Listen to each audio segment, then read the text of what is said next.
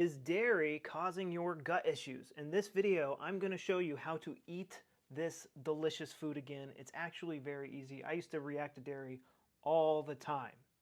Now, I want you now for some reason today, dairy has gotten demonized. I've seen full-blown Christians ignore everything that they hear in the Bible.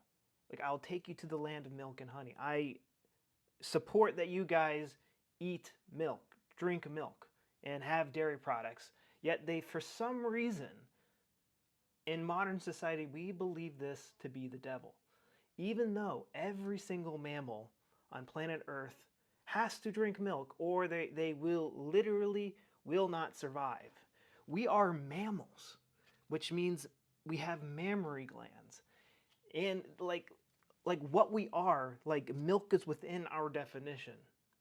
It is delicious. Now, what happens, why someone reacts to milk but doesn't, it stems from our mind. Our mind controls our gut. Now, it's very easy for dairy to be a part of trauma because when we're young, it's literally the only thing keeping us alive. And today, with women going back into the workforce, and their main priority, a lot of the times, like their main priority isn't taking the kids, so they're constantly being ripped away from the kids, constantly being ripped away from the teat, being ripped away from dairy, something extremely important to the survival. So a lot of kids can have trauma with dairy just because they're being ripped away from it from a long time, for a lot. And when they become kids, what's a kid's favorite food? 9 times out of 10, it's ice cream. And hey, I want to have ice cream. No, no, no, you can't have ice cream. You have to eat your disgusting peas before you can have ice cream. That can be a traumatic event for a kid. They could be, for some people, I've seen that when they were forced to drink milk, like the gross school milk, they were forced to drink that, or somebody forced them to drink milk and they didn't want to for whatever reason. So we need to start looking at it from that perspective. I see a lot of adults will become dairy intolerant when they have their first flare, they see blood in the toilet and they start freaking out, and they watch a YouTube video and then some holistic nutcase tells them that, hey, the easiest to digest food on the planet is causing your symptoms. This biblically approved food, it's causing your symptoms. We have so many ridiculous myths out there. Oh, Asians are gluten intolerant. Have you seen the Mongolian diet? All they do is have milk. They yak milk, ox milk, cow milk, goat milk, sheep milk, horse milk. All they do is, they're Asian. You go off the coast of China just a little bit, they're all drinking some sort of dairy products. In Thailand, they have water buffalo. For the longest time, there was something called the raw milk cure, where they just put somebody on bed rest and they just gave them a bunch of raw milk for like a month or two straight, and they would recover from all sorts of diseases. It used to be a Mayo Clinic remedy before they got bought out by Big Pharma.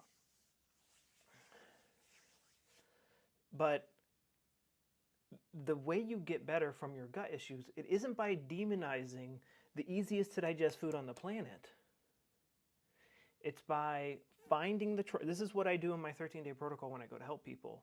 I help them understand and truly believe that it's caused by, that your gut issues are caused by traumatic events and it's PTSD triggers.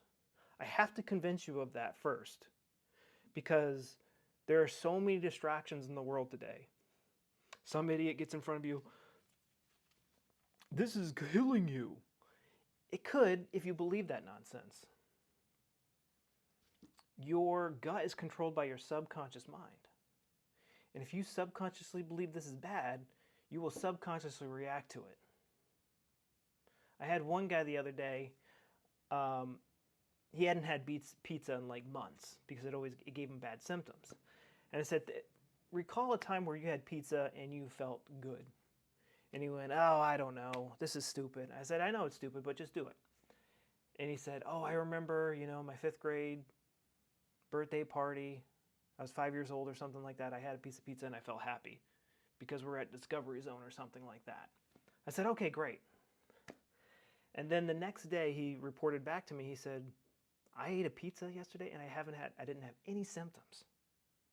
None whatsoever. Just by doing that one exercise. Well, there was more to it behind the scenes because he realized that his gut issues started after a traumatic experience at work.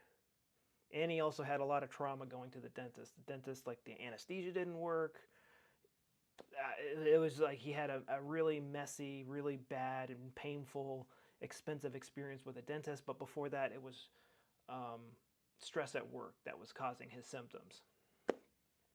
So just helping him not be afraid of dairy anymore and help them understand that it was actually caused by this trauma at work and trauma with the dentist that was causing his symptoms, and not the freaking easiest to digest food on the planet.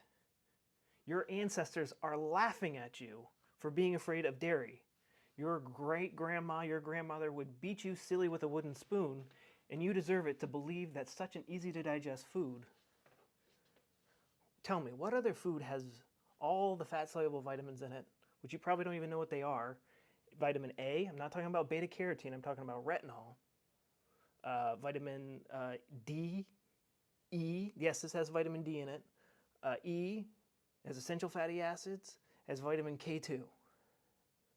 In an easy-to-digest, tasty format. There isn't any other food, just this one. Packed with protein. For those of you trying to put more protein, build bigger muscles. Protein.